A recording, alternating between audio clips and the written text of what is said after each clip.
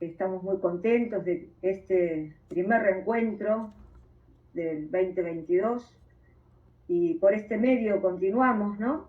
Porque es el que nos ha permitido en la pandemia conectarnos y dar ingreso a la palabra con otros países y también provincias de nuestra Argentina. Pronto van a volver los encuentros presenciales, eso lo vamos a comunicar. Por el momento no va a poder ser y no puedo dejar de hablar de la guerra, simplemente decir que si bien disminuyó el temor al virus, el virus de la guerra nos hace estar conmovidos día a día y nos llama a reflexión. Le doy la palabra a mis compañeros, bienvenidos sean todos. Adelante, Graciela, David. Bueno, realmente comulgo con lo que dijo Paulita. Finalmente, dentro de poco, pero no nos han confirmado todavía cuándo, podremos realizar las reuniones presenciales en la Sociedad Argentina de Escritores, donde lo veníamos haciendo desde hace muchos años. Me interesa recalcar que nuestra propuesta de trabajo, y estoy hablando, me permito hablar en nombre de todo el grupo,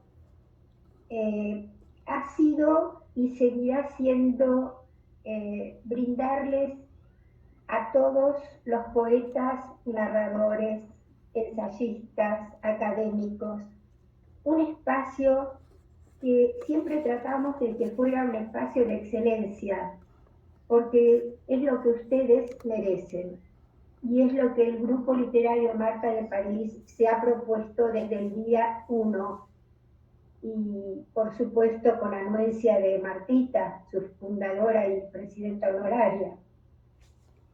De modo que seguiremos invitando a intelectuales y artistas de nuestro país y del exterior cuando eso sea posible y trataremos de seguir reuniéndonos como hasta ahora, como lo hemos venido haciendo.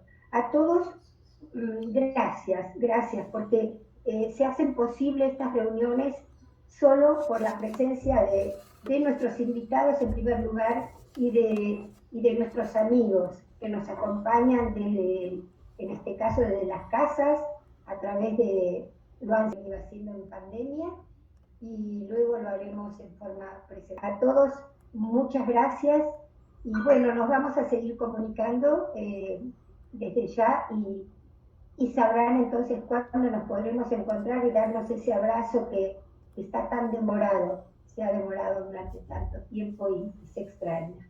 David, si querés comentar algo. Bueno, sí, buenas noches a todos. No me queda otra cosa que adherir a las palabras de mis queridas colegas Paula y Graciela. Y por supuesto, tratamos de dar lo mejor de cada uno de nosotros, así como cumplimos con nuestra querida fundadora, Marta de París. A todos muchas gracias y bueno, que comencemos nomás.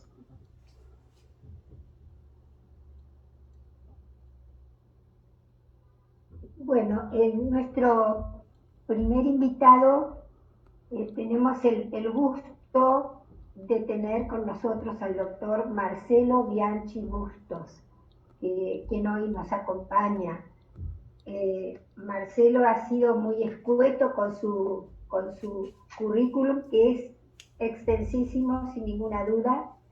Simplemente les digo que es nuestro invitado, es doctor en literatura infantil y juvenil, profesor del Instituto Superior del Profesorado en Educación Inicial, Sarah Eccleston, vicepresidente segundo de la Academia de Literatura Infantil y Juvenil y director del Departamento de Literatura Infantil y Juvenil del Instituto Literario y Cultural Hispánico, ILCH.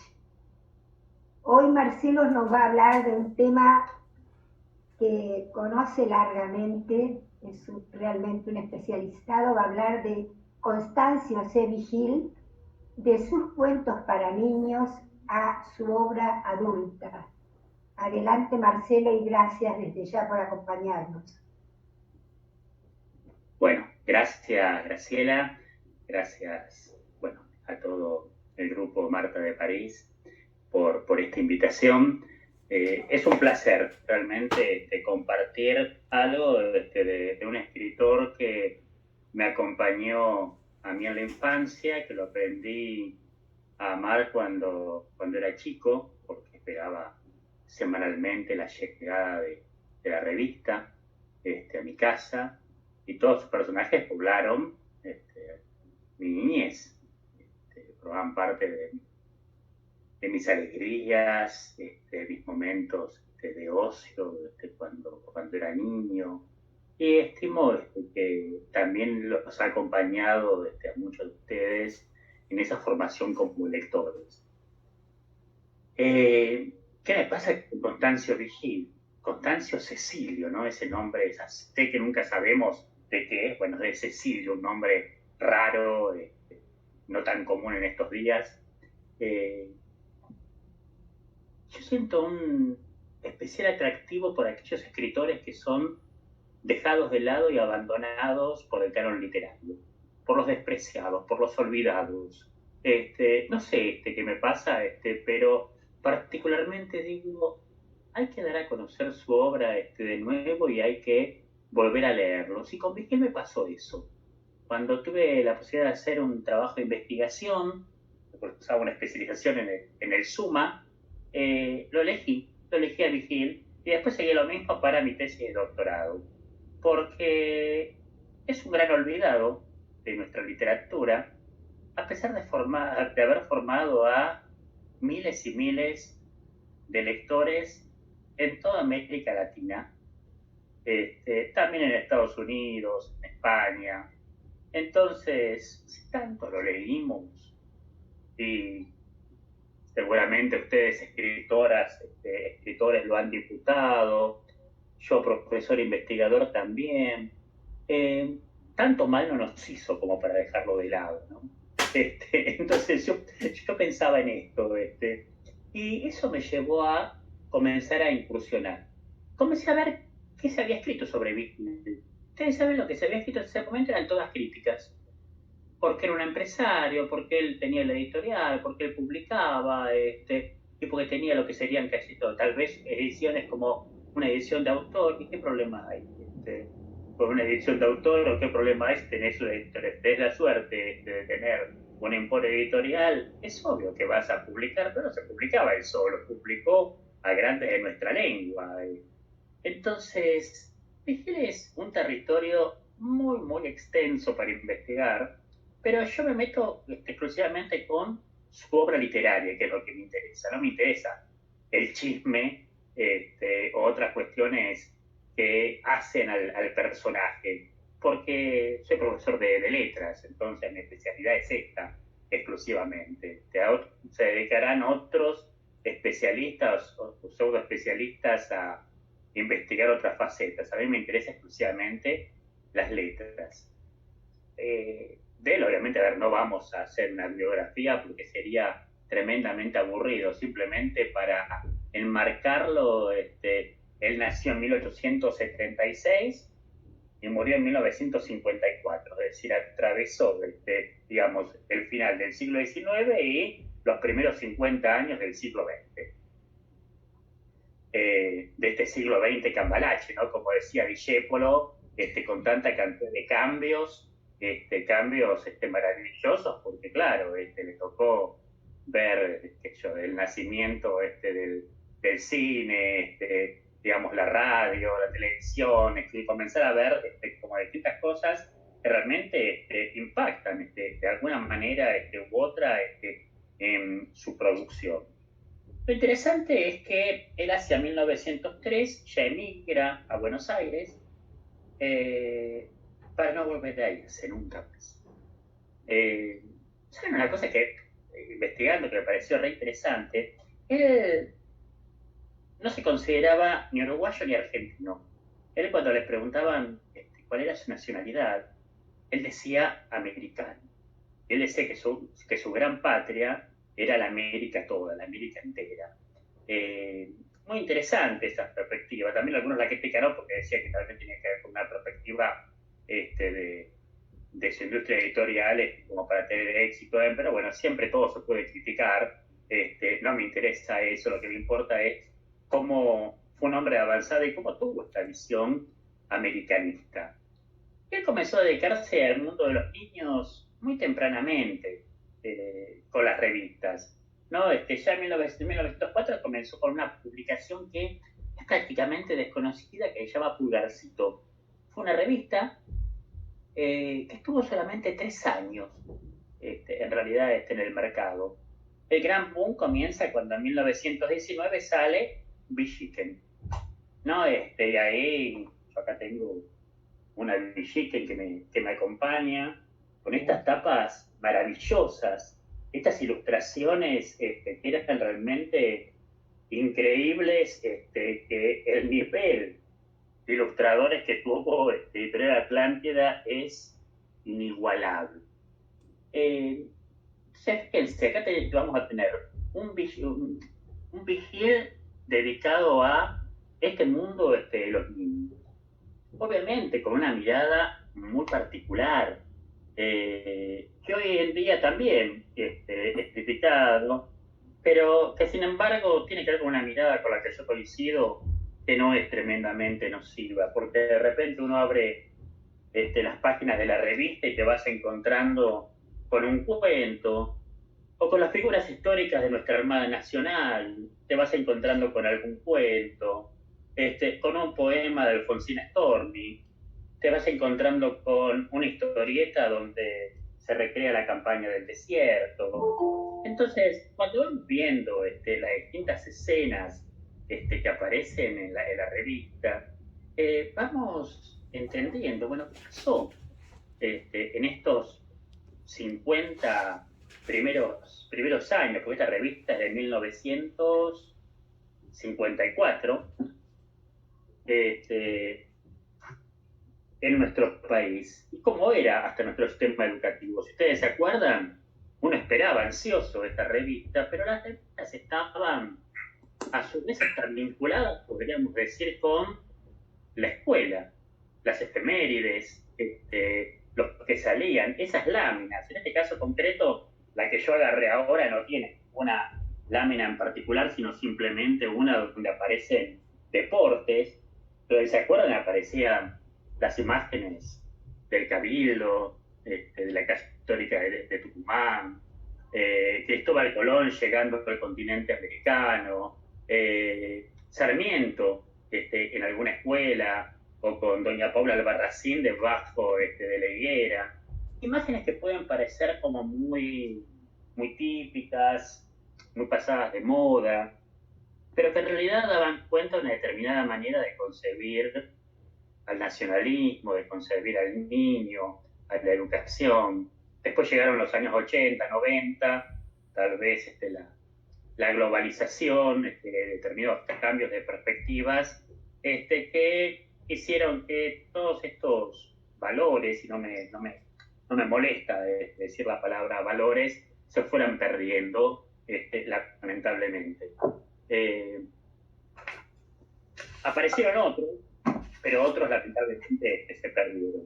En la producción de Vigil tenemos, por un lado, esta producción increíble de la revista Villiquen, de aparición semanal, sus cuentos increíbles que aparecían en estos libros de tapa naranja, que tal vez alguna recibió algún regalo de esto cuando era chico, y eran realmente maravillosos.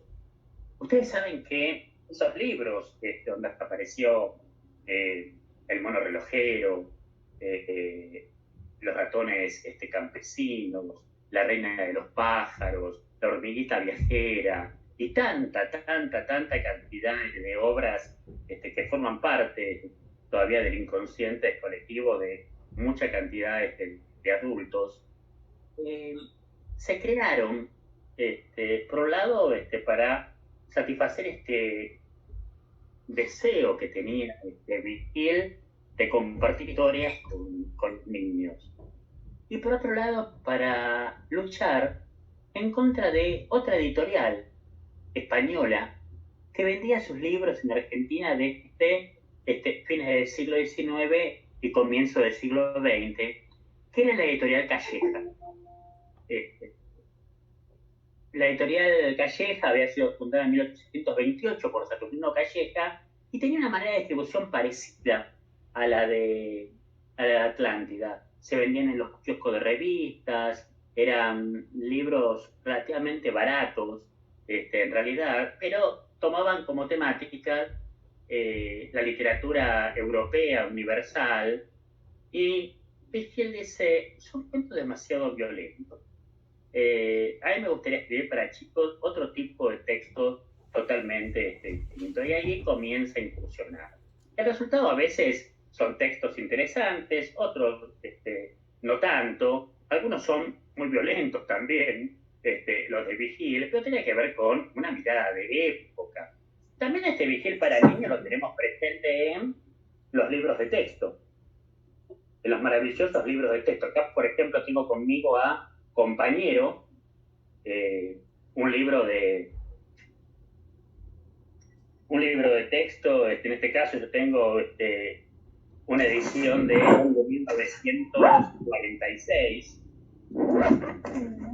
Es interesante, reitero, como les decía antes, con ilustraciones que son sumamente atractivas, y con títulos que tienen que ver con lo bueno y lo malo, Reflexión de un escolar, La felicidad, La carta a la maestra, Buenas y malas posturas de un niño, Las abejas, Los limoneros, Cómo servir a la patria, la escuela, el nacionalismo, la madre, son los temas recurrentes en toda su producción, en sus libros de texto. Son una gran presencia. La maestra, y es homenaje a la maestra, que es muy llamativo porque habla de la maestra cuando es joven y lo que pasa en el día a día escolar, pero aparece muchas veces la maestra anciana. Y la gratitud de un alumno que se la encuentra en la calle y que le ayuda a cruzar y que ahí le dice quién es, o la gratitud de un alumno que todos los 11 de septiembre le dejaba a su maestra un ramo de flores, tocaba el timbre, golpeaba la puerta y se iba. Hasta que una vez lo descubre y él le cuenta que había sido su alumno y que todo lo que era se lo debía a ella. La imagen puede ser muy mítica, reitero, pero sin embargo a mí me encanta, porque es una manera como docente que soy de revalorizar esta función docente. Yo a veces cuando releo alguno de los textos de Virgil sobre la maestra, viene a mi memoria un poema que seguramente lo tienen que conocer, porque lo leyeron cuando eran chicas. Esa oración a la maestra: obrera sublime, bendita señora, la tarde ha llegado también para vos, la tarde que dice descanso, la hora de dar a los niños el último adiós. Esa maravillosa creación de otro poeta genial, y cómo la figura de la maestra ha ido pasando. Hoy tal vez esto ha decaído, ha desaparecido, pero reitero, me parece que lo interesante de Virgil es ver cómo estos valores, este respeto tan importante, se hacía presente. Virgil que escribía estos cuentos para niños, estos libros que pasaban obviamente, que eran aprobados por el Consejo Nacional de Educación, que formaban parte de la instrucción obligatoria. También escribió otro tipo de obras que podríamos decir un poco más profundas, porque si bien él era profundamente católico, algunos le decían que era un católico demasiado tibio y que no se animaba a jugarse por sus creencias religiosas, o que usaba sus creencias para tener una mayor cantidad de público. Y esto fue lo que lo llevó a escribir una serie de volúmenes que tal vez también lo pueden haber recibido ustedes en algún regalo, en algún cumpleaños, en alguna primera comunión, que era la vida espiritual. Sí. La vida espiritual de Constancio Vigil son unos libros que yo ya los ubico en la otra etapa, por eso titulé a esta mini conferencia de su producción para niños a su obra de la adultez. ¿Por qué? Porque la vida espiritual de Vigil, junto con otros libros que ahora voy a mencionar, apareció cuando él ya era un escritor más consumado, cuando ya era muy conocido. Y es ahí que publica estos maravillosos libros. Libros, obviamente, si hablamos de vida espiritual, ya el título nos lleva a algo vinculado con el espíritu y con, ya les dije que era católico, con la religión. Todos tienen la misma estructura, los libros. Si lo vemos de lo paratextual, siempre es, en un lado, tenemos una ilustración y al lado contrario tenemos un texto. Y los textos que aparecen, primero presenta una descripción de algo determinado y después de esa descripción hace lo que se podría decir tal vez una bajada de línea, algún tipo de reflexión, algo determinado donde da cuenta de su pensamiento, de su creencia. Por ejemplo, acompañando a esta hermosísima ilustración, dice: al dirigirte hacia la escuela, piensa, debo llegar antes, no después de la hora.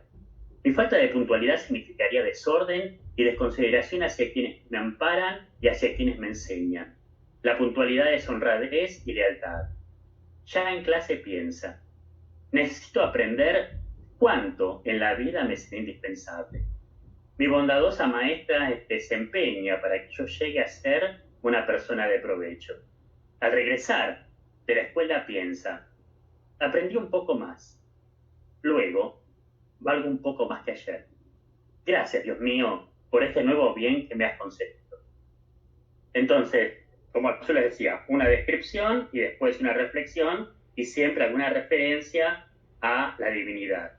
Esto es como una constante en lo que respecta al estilo, podríamos decir, de cada uno de los textos. Obviamente, si pongo en relación esto con la producción anterior que les mencioné para niños, la otra yo la considero literaria, esto ya no sería literatura propiamente dicha.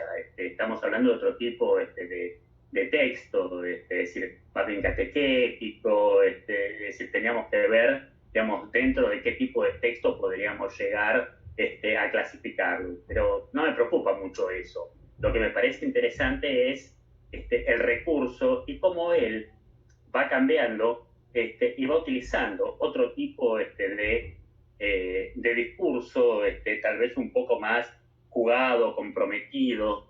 Y también escribió algunas obras interesantísimas para adolescentes, para adultos, como por ejemplo El Erial. El Erial es un libro que no tiene desperdicio. Es un libro de lo que yo considero ya su adultez como escritor. Es un libro que me parece que tiene de maravilloso y de atractivo, que él se anima sin ningún tapujo ya a decir absolutamente todo lo que piensa sobre distintos temas que le angustiaban a este hombre de mitad del siglo XX. Entonces, comienza el libro de una manera maravillosa, hablando de los temas de la miseria. Y fíjense de qué manera lo hace. Cierto es que hay mucha miseria. No solamente la miseria que viene de la esterilidad de la tierra, sino la gran miseria, la que viene de la esterilidad de las almas y de la dureza de los corazones. El mundo es viejo y sus generaciones más renovadas que las hojas de los árboles, más cegadas y vueltas a crecer que la hierba de los prados exhaustos, han padecido muchas veces hambre, y tantas otras este hambre de comer fue satisfecha. Mas la miseria siguió debido a los miserables. En vano es que se pretenda distraer a la gente. Cada vida y todas las vidas transcurren para que el gran tema de la miseria no se acabe. Y ahí siguen sus reflexiones. Si nos fijamos con una gran profundidad, realmente, porque no habla de esta miseria material solamente, sino de esa otra miseria, de las miserias humanas, que lo mencioné antes, a Discépolo, cuando dije del siglo XX Cambalache, pero son las mismas miserias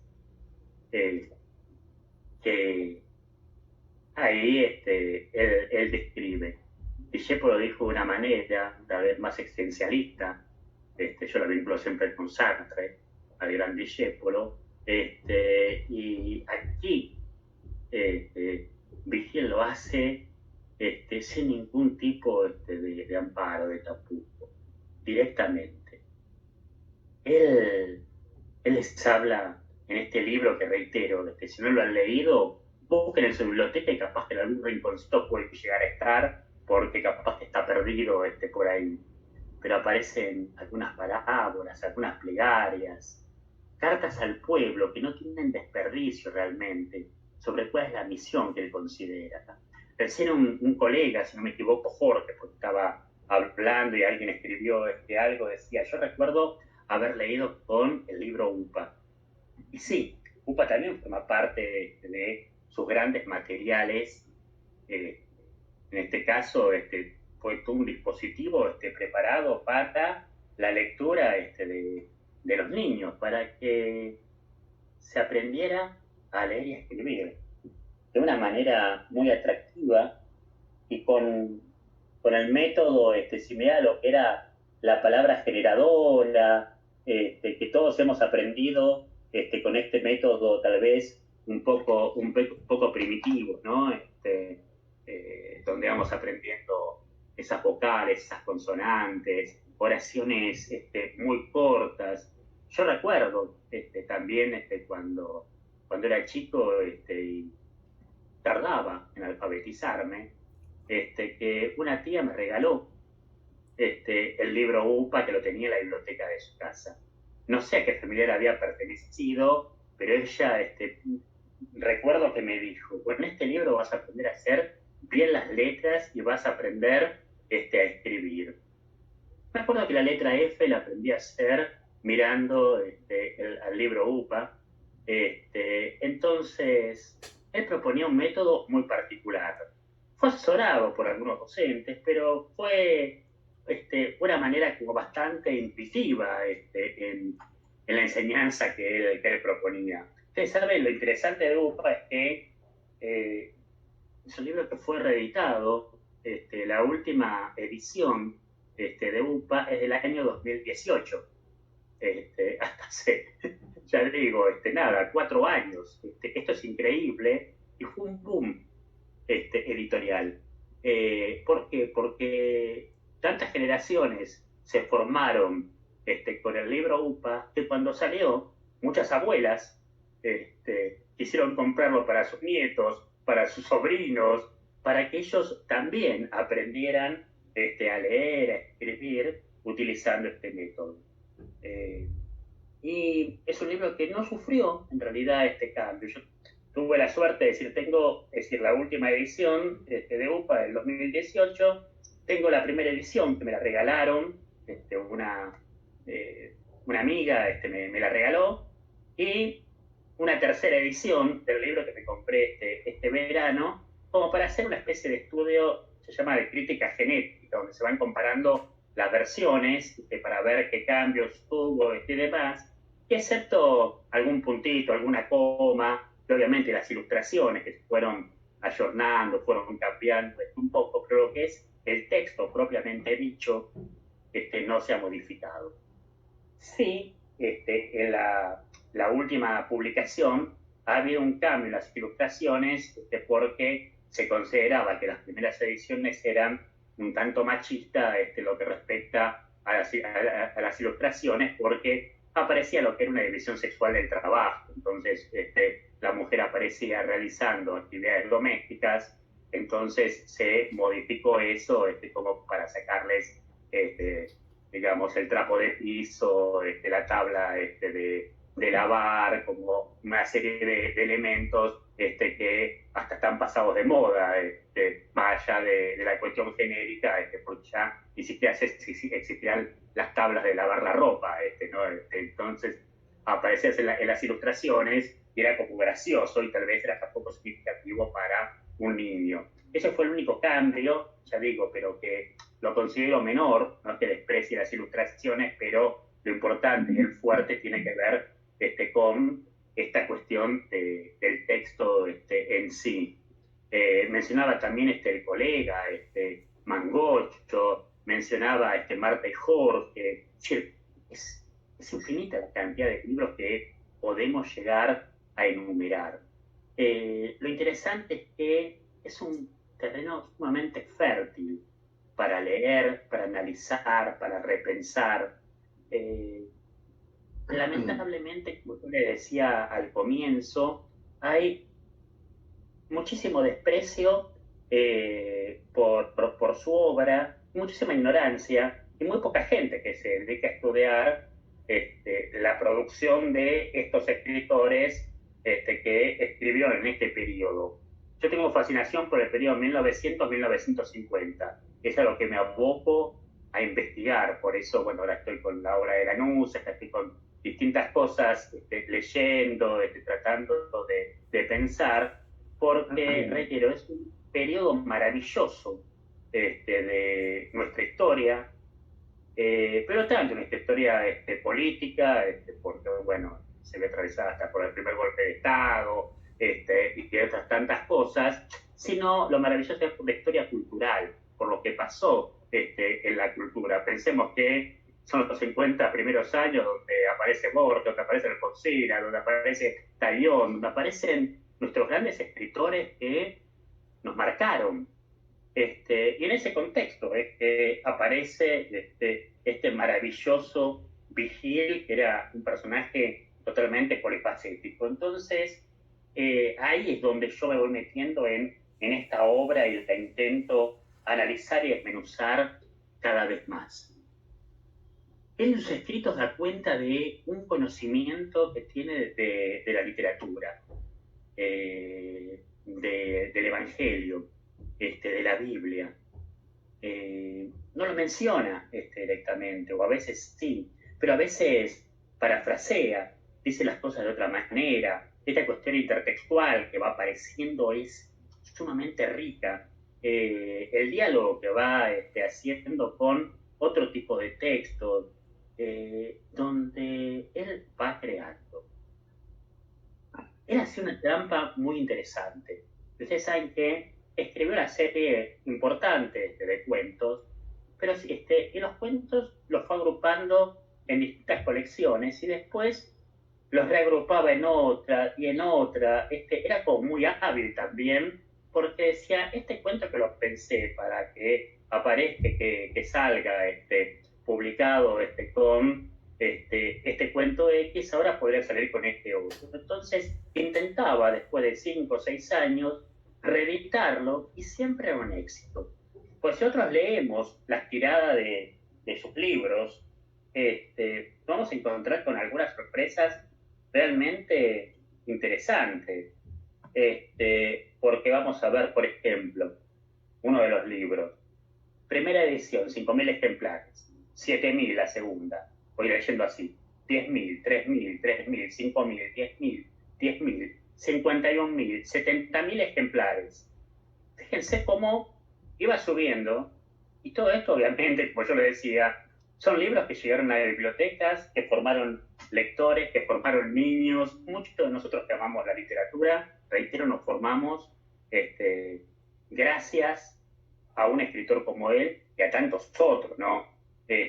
A veces porque lo seguimos queriendo, a veces porque reaccionamos en contra y buscamos otra literatura, pero igual formó parte de nuestra base, es decir, porque algo no nos guste o porque algo lo critiquemos, no hay que dejarlo totalmente de lado. De alguna manera nos ayudó para ser quienes somos como lectores. Entonces, yo los invito a leer una vez más a Vigil. Yo tuve la suerte de que parte de mi trabajo de investigación apareciera publicado en un tomo de la Academia de Literatura Infantil y Juvenil. Es un extracto de investigación porque era demasiado largo y sabemos lo caro que es publicar en formato papel. Entonces salió simplemente una síntesis de mi trabajo, pero les invito al releer la obra, a volver a maravillarse, a pensar qué me pasaba cuando era chica con esto, qué me gustaba de Villiquen, o tal vez saltan y se van a Turquía, no importa, pero qué me gustaba de estos grandes escritores que pensaron en la niñez en estos primeros años del siglo XX, que concebían tal vez al niño de otra manera, pero también concebían, reitero, a la patria, a la madre, a la maestra, al mundo, con una mirada idílica, pero tal vez un poquito más feliz. En este contexto, como decía María Paula cuando comenzó de la guerra, estas cuestiones tan inciertas y lo que nos va pasando, me parece que la voz esperanzadora de Vigil nos trae un poquito de alegría, sobre todo que él transitó las 2 guerras mundiales y siempre trató de tener un mensaje esperanzador. Así que bueno, gracias por este momento.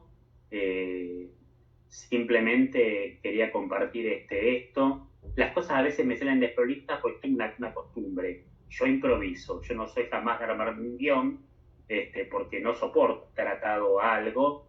Entonces, perdón por el desorden, pero es mi estilo personal, hasta para dar clases. Así que les agradezco muchísimo. Muchas gracias a vos. Gracias, Marcelo. Gracias por acercarnos a Constancio Cecilio Vigil, que tanto recordamos. A través de tus palabras nos has hecho retrotraer un poco a nuestra niñez. Gracias. Gracias, en nombre del grupo. Bueno, muchas gracias también te digo, Marcelo, y como dice Graciela, nos llevaste a la niñez, a la infancia. Me acuerdo de los libritos de vida espiritual, eran 5 libritos de tapa dura con unas tonalidades de colores más de pasteles. Bueno, sin más demora y felicitándote, voy a pasar al sector de los escritores, poetas invitados. Para esta tarde-noche tenemos la presencia de la escritora chilena Blanca del Río, quien también nos ha enviado una muy breve referencia de autor, como se le ha pedido, porque es larguísima su trayectoria. Voy a leerles que Blanca del Río Vergara, chilena, doctora en Desarrollo, Educación y Formación, Universidad de Toulouse II, Francia, licenciada en Lengua y Literatura, Universidad de Chile e Instituto de Francés, Lengua Extranjera, consultora en la ONU, África, presidenta emérita, Centro PEN, Chile. Obras publicadas, 10 obras, 15 antologías y numerosos artículos y poemas en revistas literarias. Ha participado en recitales, ferias del libro y congresos nacionales e internacionales, Buenos Aires, México, Canadá, Suiza. Algunas de sus obras han sido traducidas al inglés, francés e italiano.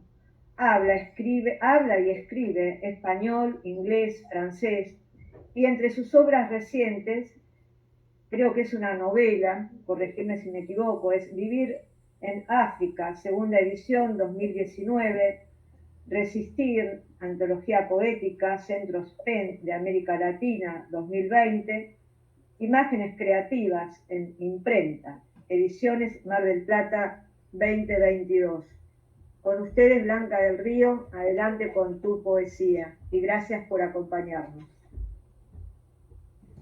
Podés desmutearte. El microfonito. Bueno, Ahí. muy buenas tardes a todos y a todas. Gracias por la invitación y gracias por participar en este evento. Gracias también al doctor Marcelo Bianchi por este recuerdo que también es mío, puesto que sus libros, los libros de Constance Vigil, llegaban a Chile. Yo recuerdo que esperábamos con ansia el Villiquen, creo que se llamaba, nosotros le decíamos Villiquen, no sé por qué. Así que muchísimas gracias por una conferencia muy cercana y con mucho cariño. Muchísimas gracias. Bueno, yo voy a comenzar por leer un poema de bastante actualidad, desgraciadamente. Me refiero a la guerra de Ucrania. Y leo un poema que escribí justamente en Vietnam, en una estadía allá, y donde pude constatar aún las secuelas de esa terrible guerra de Vietnam, sobre todo en los niños, ¿no? Niños con la cabeza casi más grande que su cuerpo. Bueno, eran horrores que no voy a mencionar. Leo entonces el primer poema. Dice: el sudor del soldado impregnó puertas y ventanas. Noche y día los aviones los llevaron al frente. Maquinaria de guerra se acumuló en los puertos. Armas químicas causaron espanto. Los árboles, perdiendo su follaje, gimieron en vano. Las costras del planeta supuraron el odio. Lloraron los pájaros como seres humanos. De horror en horror perecieron hombres, mujeres y niños. El soldado murió inútilmente, sin saber por qué la guerra comienza, ni cómo ni cuándo acaba. El viento se llevó los suspiros de madres y esposas. El perfume de flores de las novias olió a muerto. Cadáveres, cuervos y águilas oscurecieron el cielo, y rehusando partir a otros mundos, vagan los espíritus de los soldados muertos. Un segundo poema también en este contexto data,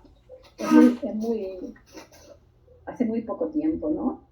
Dice: anoche soñé con ella. Venía del otro mundo, desde donde vienen las madres cuando estamos dormidos. Se recostó a mi lado.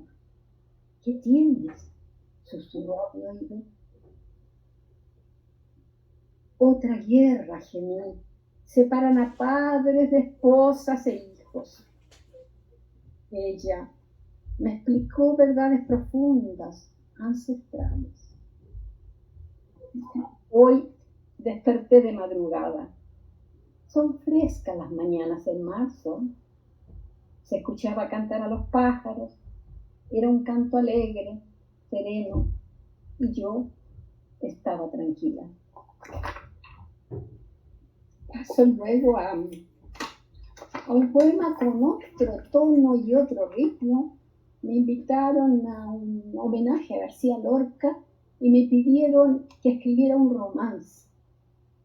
Bueno, justamente yo estaba en el sur de Chile, en Valdivia, frente al río Calle, que es un lindo, un hermoso río, y ese día lo noté particularmente extraño. Ahí escribí mi romance. Dice así: Feliciana la pastora va atravesando las cabras por el río Calle, por sus cauces y quebradas. De piedra en piedra saltando, Feliciana alegre canta. El río se vuelve loco al ver sus piernas tan altas. Feliciana, deja que lave tu pubis de niña santa, deja que enrede tu vello entre mis dedos de agua. Feliciana se mohines y corre tras las 100 cabras. El río corre tras ella, luchando por alcanzarla. Ora toca sus tobillos, ora lame sus sandalias. Las 100 cabras voltejean, viendo toda esta artimaña. Feliciana, rápido huye. Mi niña querida arranca, que si el río transcorre es porque te tiene ganas. Feliciana se tropieza en esa loca algarada, se enriza el río y la coge y la baña con su baba. La ropa le pega al cuerpo, con sus pezones se ensaña, uno a uno sus cabellos, él con su lengua separa. Su sexo de virgen niña, orada con sus 1000 gabas. Feliciana llora y llora al verse tan ultrajada, se levanta y tambalea y se levanta. Logra por fin escaparse, escalando la montaña. El río queda con hambre del cuerpo de Feliciana. No llores, niña querida, suben gritando las cabras. Feliciana, tú no llores, que los ríos son de agua. Ahora algo muy breve. Un soneto a un árbol maravilloso africano, que es un poema, una poesía de nostalgia de mis años en África. Leo. En los grandes espacios africanos, baobab por los siglos legendario, das fresca sombra al consejo de ancianos. Hay oral tradición bajo tus manos. Sobre ti el profesor hace su horario. A tu fronda los niños van a diario. A todos los cobijas como hermanos. De ébano es el hombre ensolvañado. De ti y sus orígenes se trata la historia que siempre se ha contado. La boca en el oído le retrata los mitos que el ayer ha relatado. La aldea sin baobab sería ingrata. Paso ahora a un poema aquí que hice en Chile, que se llama Retórica del álamo y el viento. Escuálido, como hombre de pueblo marchito, no tiene ademanes sueltos como el sauce, ni se cubre de flores rojas como el ceibo. Monet deseaba pintar así como el pájaro canta. Lo plasmó en arboleda, en serie, gama de rojos, púrpuras, azules, verde y negro de noche entre la masa opaca de los árboles. Y a mí, que no poseo el arte del pincel, ese árbol modesto, la ligereza de sus ramas, las hojas danzarinas, las voces del follaje, el sueño despierto del árbol a la hora de siesta me fascina. En un susurro se hila y se deshila, se diría que reposa. Efímero letargo, basta un tropel de nubes, truenos, lluvia, para que devenga un remolino de viento, ramas, hojas, e intente huir como pájaro herido. Delirio del árbol, retórica del álamo y el viento. No sé si tengo un minuto, tengo un pequeño poema. Además, ¿puedo leerlo o no? ¿Sí? Se llama Manos. Es un poema de cruce o de influencias cruzadas entre poesía, escultura y pintura. Artes integradas, digo yo. Manos, yo te quiero manos, de madre, mujer o niña, de lodo, barro o arcilla, pero abiertas, tersas, vivas, Al Cristo clavos traspasan en sus manos extendidas. La Virgen ora al mirarlas. Magdalena vierte mirra. En mármol Rodán las pule y al hacerlo les da vida. Son manos lisas, sensuales, yacen exhaustas, dormidas. Guayasamín bien las pinta como bestias doloridas, manos crispadas que gritan, con hambre se alzan con ira. Con las dos manos abiertas, soldadas como de arcilla, siquieros al mundo clama, por amor, paz y armonía. Manos, yo las quiero manos, de hombre, mujer o niña, de greda, mano o arcilla, pero abiertas, tersas, vivas. Y con eso, María Paula, creo haber terminado.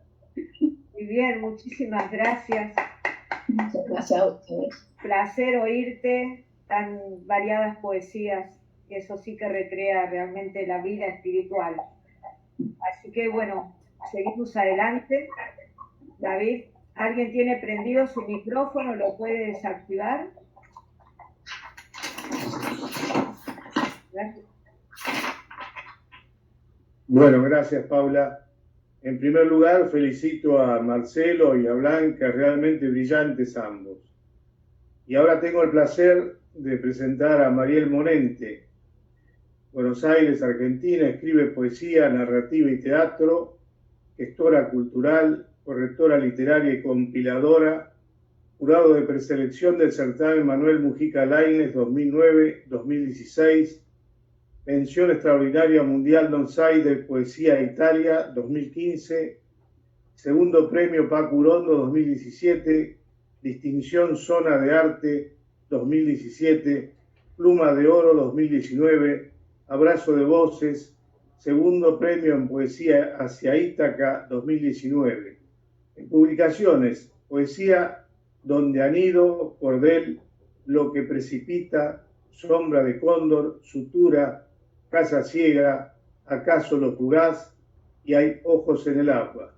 Ha colaborado en numerosas antologías en Argentina, España, Cuba y Portugal en narrativa. Idea y producción, programa El Planeta de los Monos, junto a Ramiro Silver, transmitido por Facebook Live y el ciclo Presencias con todas las letras. Adelante, Mariel. Bueno, hola, buenas tardes a todas, a todos. Gracias por la invitación. La verdad que es un encuentro maravilloso, la primera vez que puedo participar. Me encantó todo, me encantó la disertación de Marcelo, como dijeron. Me recordó la infancia y las lecturas de chica, y quedé fascinada también con la poesía de Blanca del Río, con su lectura, con su música, la verdad maravilloso. Así que bueno, les voy a compartir, estaba pensando pero para que no perdamos un ritmo, una concentración, les voy a compartir de un solo libro, que es el último, es Hay Ojos en el Agua. Es un libro, los libros son orgánicos, o sea que prefiero leer un solo libro porque si no se corta un poco el clima del libro. Es un libro de poesía que transcurre en los humedales, y voy a saltear algunas partes, les explico porque pasó algo interesante con este libro. Fue escrito en 2017, 2018 y se publicó en 2019, y en el libro, bueno, menciona los incendios, como pasa siempre con la poesía, ¿no? Que a veces aparecen cosas que no entendemos, las escribimos y después a veces lamentablemente ocurren, como pasó en el caso de los humedales.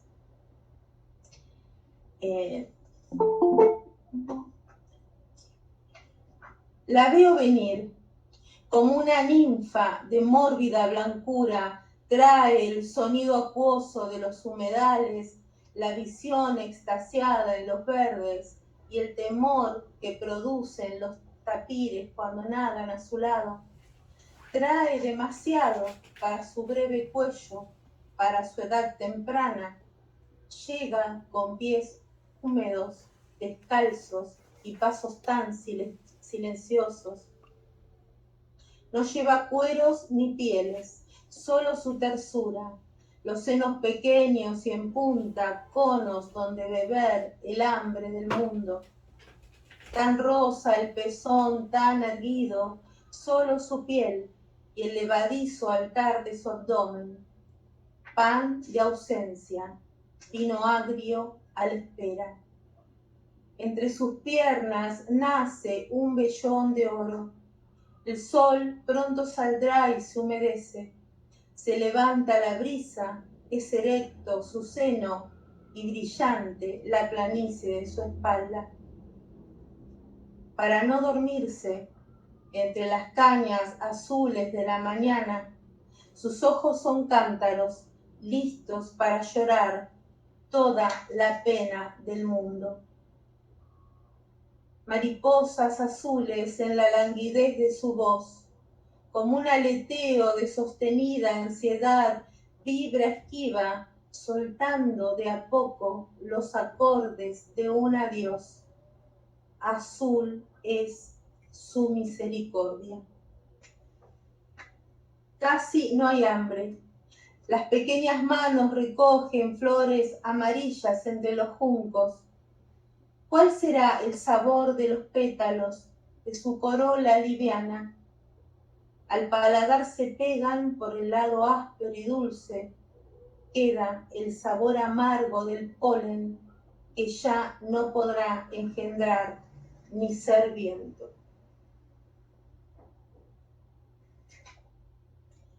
La neblina teje con hilos de agua. ¿Sabe la tejedora el punto que despliega ese velo? Agrisa el paisaje y trabaja. Bajo su manto hojas, insectos, huevos de ranas, todo se esconde. ¿Sabe la tejedora los hilos de sutil quebranto necesarios para ocultar la presa? Un chapoteo rompe el silencio, como un aplauso. Hay ojos en el agua. Los ojos que flotan en el agua devoran sin descanso la belleza. En el fondo, las presas esperan el momento de entrar en el círculo, el momento de caer en su destino. Bueno, ahora salteo brevemente, voy a la parte del fuego. Las ramas abundan, son piras elevadas, varas encendidas. La compañera del fuego en el dominio del bosque adolece de luna. El agua roja la enciende. Arden bocas, maderas blandas, chispas como estrellas.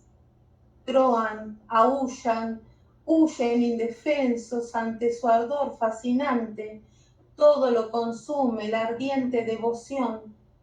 Sopla un arrebatado norte cada vez más rojo, el fuego de la corteza presiente, y la muerte es un anhelo irrefrenable. El agua, un lecho donde mecer la llama. Bueno, y para terminar, no me fijé la hora, falta un poquito, ¿no? Vuelve a aparecer este personaje que es la ninfa en varias ocasiones, es casi como una ninfa, digamos, no tiene una figura precisa. Así que bueno, voy a leerte la última parte del libro.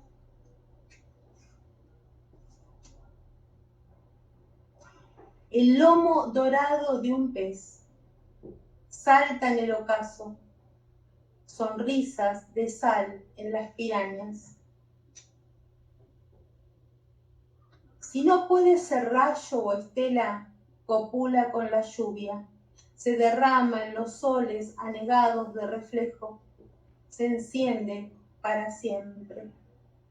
La veo venir como una ninfa, ha perdido la transparencia de sus alas y presume irisado verde. busca la sombra más profunda para mudar la piel, donde no llega ni un haz de luz. Hay hongos blancos y cruje la semilla al quebrarse. El brote es cruel cuando nace. El nacimiento es la más bella y destructiva de las horas. Los labios no se han abierto más que para libar en la belleza. Y para terminar, el último poema. Los nombres caen de su boca, lavan el mundo. La mariposa es flor y la luna ausencia. Sin condición para el sonido, el llanto es cascada, la risa estruendo. Si hay que nombrar, hagamos una fiesta con todos los sonidos del mundo. Gracias.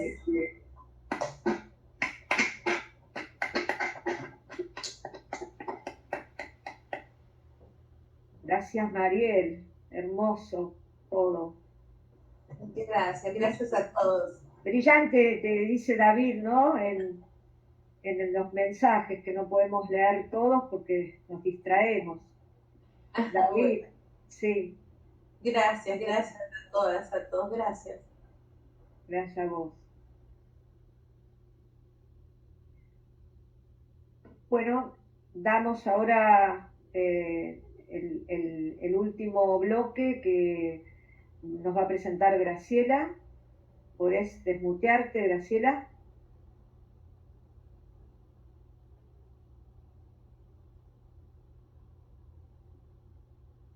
Último bloque nos acompaña nuestra querida amiga Nelida Pesaño, siempre presente en nuestras reuniones, cuando hacíamos las reuniones en SADE, y siempre presente con su poesía, una poesía muy, muy profunda, por cierto. Siguió acompañándonos durante todo el tiempo de pandemia a través de su voz. Ella no se conecta con Google Meet, pero nos alcanza audios con su poesía. Espero que me digan si pueden oír bien la poesía. Gracias al magnífico grupo. Ahora no. Graciela, no se oye. Nada. ¿Empezamos de nuevo? Yo estaba muteada y por eso no se oía. Sí, se oyó al principio y después se... Ahora les voy a tratar de volver. Sí, empezamos de nuevo. Sí. Me dicen, por favor, si estamos bien. Bien, dale. Gracias al magnífico grupo Marta de París, a su comisión directiva, por mantener intacto, pese a todo, su valiosa identidad. Gracias también por permitirme compartir su espacio. Hoy sobrevuela sobre todos nosotros una tragedia. Pese a todo, e intencionalmente recurro al inocente recuerdo de un ser que compartió mi vida.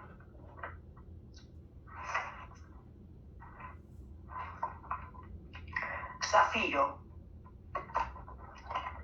a mi gata que escribía conmigo. Su cuerpecito casi transparente, su pelaje tan bello, deslucido, en la entrega total, sin un quejido, con los ojos clavados, inocente. Tengo su imagen viva aquí en la frente y aún parece que escucho su maullido, su gatuno reclamo repetido, pero expresando algo diferente. Algunos me dirán, solo una gata. Ella era en mis días solitarios la más gentil y dulce compañía. Entregaba su amor sin ser esclava. Su tiempo era un regalo sin horarios. No era solo una gata y lo sabía. Nelida Pesano.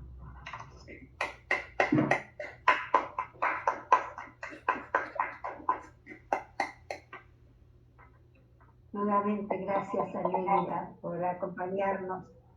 En oportunidad de hacerme llegar este poema, les quería confiar que me dijo que había elegido ese poema para bajar un poco toda esta tristeza que nos acompaña por todo lo que ocurre a nivel mundial y por la guerra y por todo lo que nos sucede de una u otra forma. Entonces dijo, es un poema dulce, es un poema que quiero y que nos va a remitir a algo bello, a otro tipo de sentimientos que no nos entristezcan. Por eso nos acercó este poema.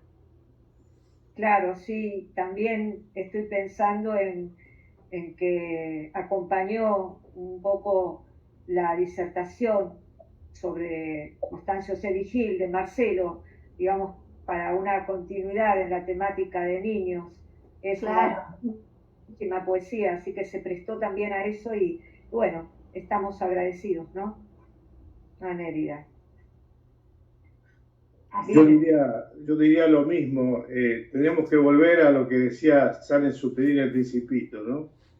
Lo único que nos salva es volver a ser niños como alguna vez lo fuimos y pensar de esa manera para salvar el mundo que llevamos. Es así.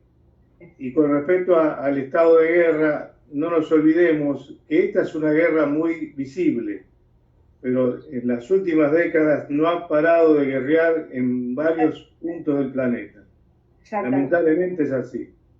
Uno tiene la cultura porque es el significado que nosotros, los seres humanos, tenemos para poder salir de esa caparazón de guerra, demostrar que somos distintos. Como decía Freud en el año 30, el malestar de la cultura es lo único que nos puede salvar, la cultura. Sí, sí. Un abrazo enorme para todos.